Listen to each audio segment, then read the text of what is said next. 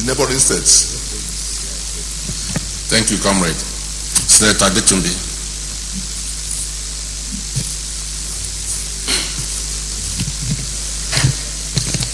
Thank you, Mr. President, distinguished colleagues. If we all recall, in the last 10 months,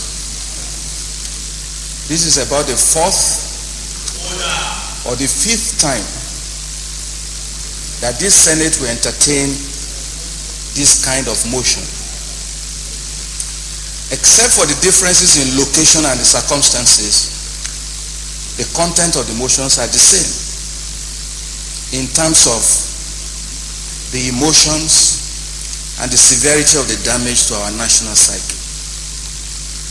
It's on record and the public is watching that this Senate has been taking this motion almost at the rate of 1 in every 2 months of discussing the calamity of bombing, suicide bombing, militancy, pipeline bombing, and all of that. It has become a repetitive ritual in terms of subject and discussion, and is beginning to make a mockery of the resolutions of this Senate, particularly on this subject. We all sat here and listened to the entire gamut of the national security apparatus. And we were here saddled with a very boring and uninspiring and poorly articulated explanation or response or plan to address this issue. Therefore, we are not surprised that it has been happening and happening. And all we get is condemnation and 1 minute of silence. We were short of passing a vote of no confidence on that security apparatus when they came here with their very, very uninspiring remarks and explanations. The question we should be asking is, what could be the problem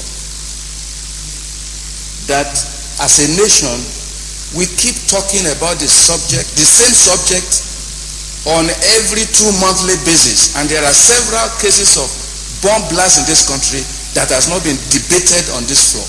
There are several, and Nigerians are saddled with this every day. The headlines are saddled with it every day. The news media is saturated with this subject on a daily basis, but yet we have not been able to find a solution. And we are now discussing another motion here like we did the last 4 times. Where is the power of this Senate to make things happen? Where is the power of the Senate?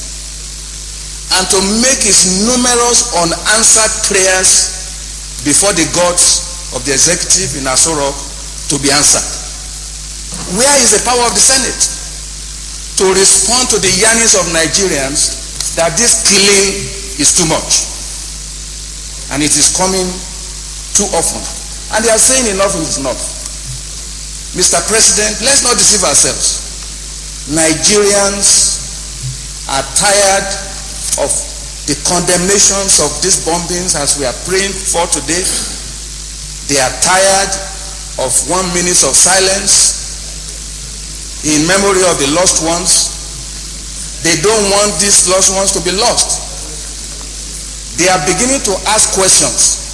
And some of the questions Nigerians are asking: do we have a government? No. No. Do we have a government in Nigeria? No. If we have a government in Nigeria, please, I need protection here. I need protection. What's the essence of government? Point of order, smarter than. Take your seat, Adetunmbi. Yes. Mr. President, order 53-4. A senator must confine his observations to the subject under discussion and may not introduce matter irrelevant thereof. It's irrelevant to say that there is no government in this country. There is a government in this country, and we must all agree that there is a government, a democratically elected government by the people for the people and working for the people. And he is in the legislature of that government. And he's a member of this government. Yes. He's a senator of the Federal Republic of Nigeria. Okay, smart. I have the rule on this. Well, very distinguished colleagues, this is the beauty of democracy. Sorry. Excuse me. Smart Adetunmbi.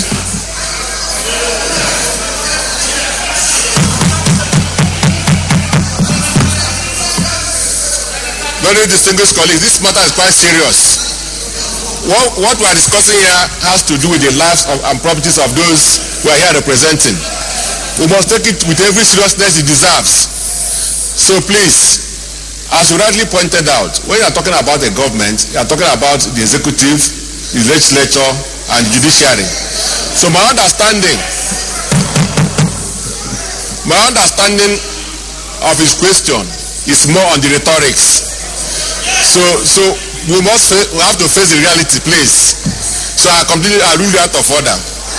So continue. Point of order. Point of order, just manager.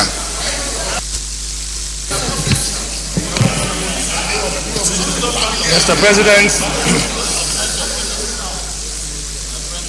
President, my respected colleagues, point of order is predicated upon